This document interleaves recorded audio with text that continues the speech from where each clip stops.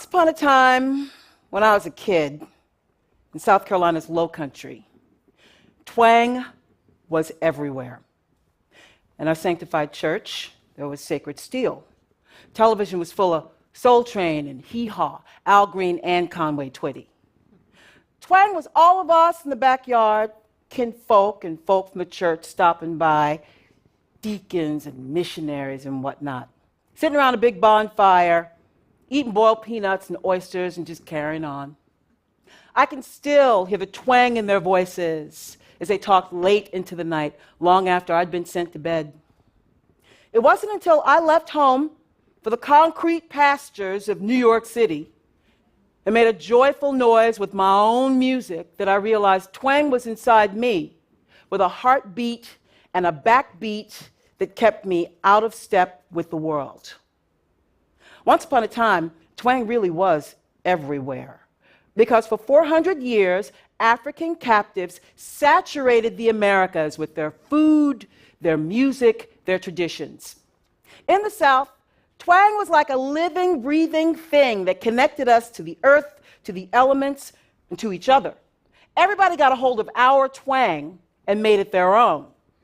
Now, when the African captives wanted to unwind after a long day of slavery, there was the banjo. Hit it.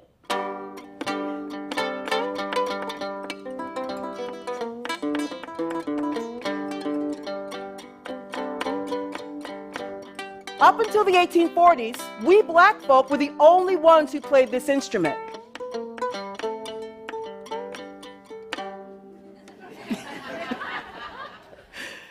And then the cultural phenomenon, Uncle Tom's Cabin, exploded onto the theater as Tom shows, further popularizing minstrel shows. That is, white folks in blackface recreating plantation life to ridicule us, and us in blackface ridiculing them, ridiculing us. By the mid-1840s, no minstrel show was complete without a banjo. Give me some.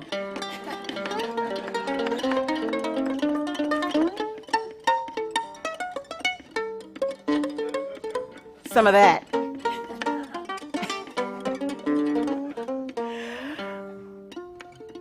By 1841, Joel Sweeney of Virginia, a white blackface minstrel performer and the first documented white banjo player, did with this instrument what has always been done, in my humble opinion, with absolutely every single solitary thing that we black folk have ever brought to the table.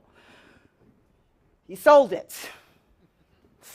Oh, the irony of a racist white Southerner, then and now, shrouded in a Confederate flag as he salutes an American one, awash in African foods and culture and slang that he claims are his, as he clings to an African instrument he thinks is his own.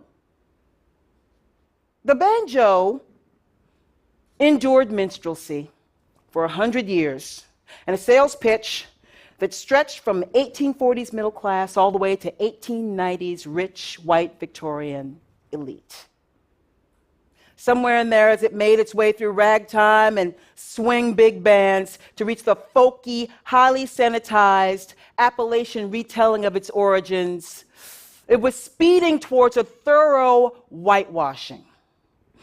Meanwhile, we were on to the next. Because blues, because cheap mail-order guitars, because Mamie Smith and Bessie Smith and all the Smiths thereafter, because progress. You see, on the plantation, how we danced required the rhythmic delivery of a banjo.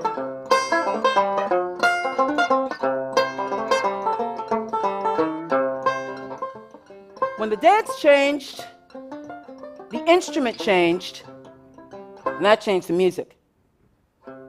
Those long, sustained notes on a guitar were good for blues and the new dances we came up with, like the slow drag.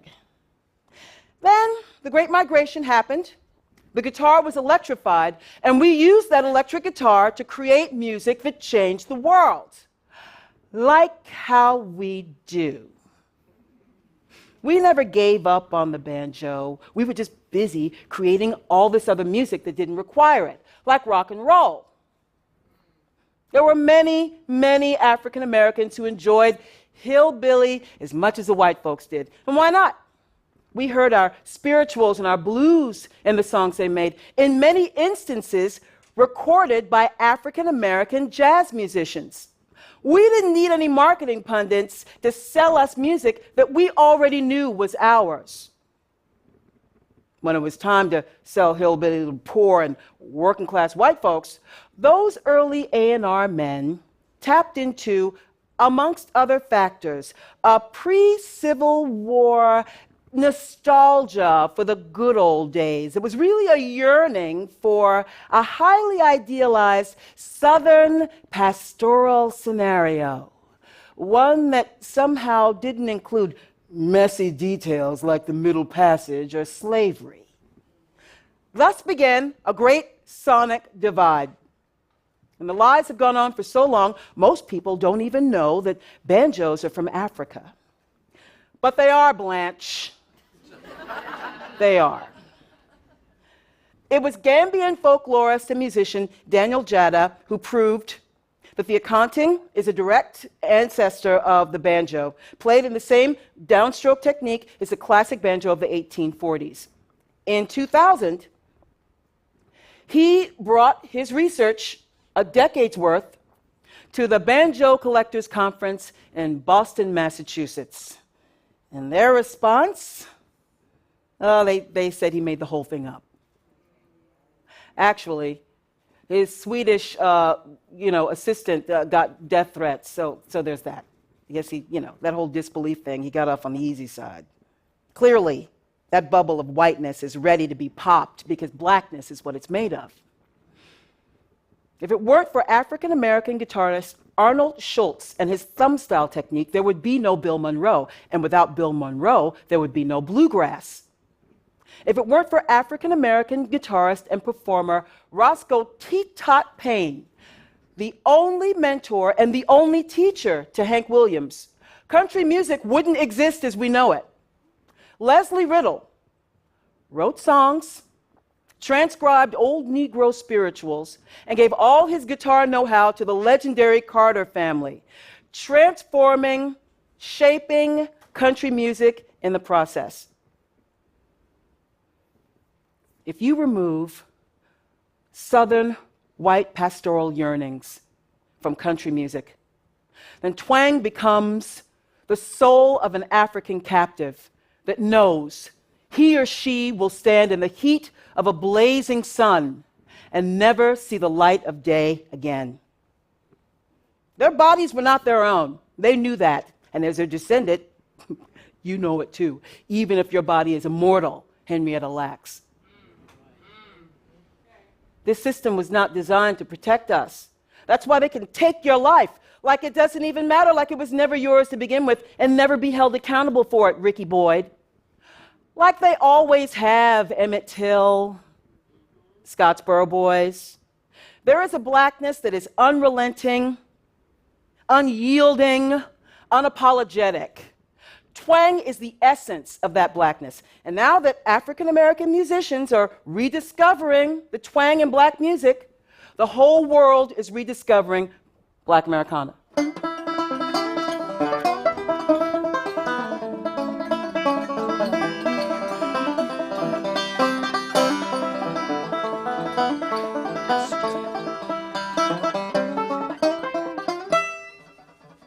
Thank you.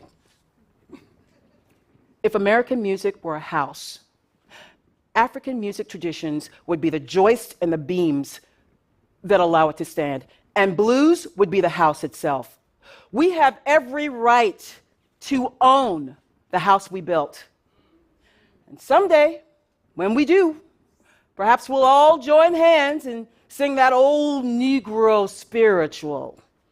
You know, my soul looks back and wonders how I got over. Thank you.